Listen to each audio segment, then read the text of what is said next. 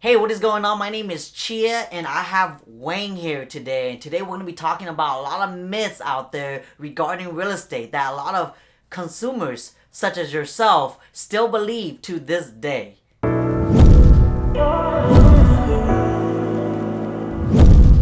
So one of the myths that I hear all the time is that everybody believes that only the listing agent can give you access to view a home. That is actually not true. I mean, we both know that, right? Because a privilege to being an agent or a realtor is we have access to the super lockbox key, right? And if you guys don't know what that is, that's actually a little blue box that's Bluetooth enabled, and it has the key to the home inside that lockbox.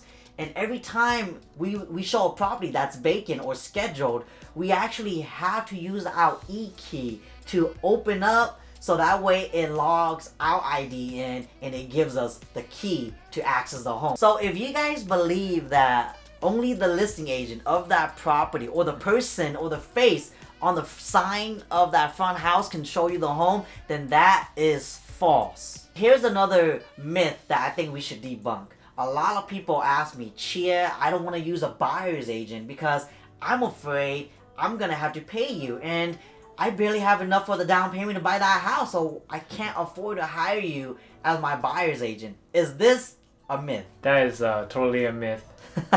Seller is responsible for paying both commissions for the buyer and the seller side. A seller is responsible for paying both sides of the commission, because how it works is that when a listing agent goes and meet up with his seller to list their property on the MLS, they actually agree to pay a commission towards a buyer's agent for bringing in their buyers to view their home. A lot of buyers think this way, that the price that you get into contract in is the final price that you pay for that house. Is this true? No, this is also a myth and not true at all, because we both know that if a home is overpriced, right? Because every seller, what do they want? Their goal is they want to be able to get top dollar for their home. Every buyer, what do they want? They want to get the best deal possible, right? Which is discount. But what falls into fair market value? Because we remember, every time whenever a buyer goes into a contract, whether the home is overpriced or not, you still have to go through appraisals. And if you're financing, this is something you can't get past. And so the appraiser's job is to make sure that the home you're buying or getting in contract with is not overpriced. Because if it is, seller's gonna have to reduce the home value so that way it reflects the appraisal report, or else there's not gonna be a deal. And a buyer is also not obligated to move forward with the home that's overpriced. If they don't have the money to come out of pocket the difference, they can always cancel. That's why there's contingencies in place, such as the appraisal contingency that protects their right to cancel and get their full deposit back.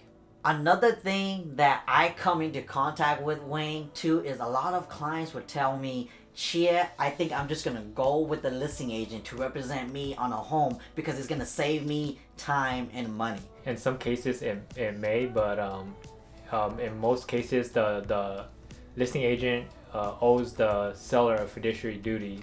The listing agent's responsibility is to get the seller the best terms and price possible, which is a little bit contradicting, because if you're representing the buyer, you want to get your buyer the lowest price possible with the best terms. That is so true. Like, I get so many people that ask me that they don't want to get a buyer's agent to represent them on a house because they prefer to go through a listing agent that's already representing the seller on that home, because they think that with that chance they could get out from a bidding war and go directly with the listing agent, so that the listing agent could double end on his commission. Therefore, he's most likely to pick your offer if you go with him. And this is totally not true, because just like what you were saying, a listing agent's fiduciary duty is towards his or her seller. And a buyer's agent's duty is towards their buyer. You don't even know if that agent really has your best intentions at heart. But then there's something we have to keep in mind, that agent that is, if the agent decides to represent the seller and the buyer, they have to disclose any material fact, which is a material fact is basically some information that if it was hidden away, would affect the value of the property.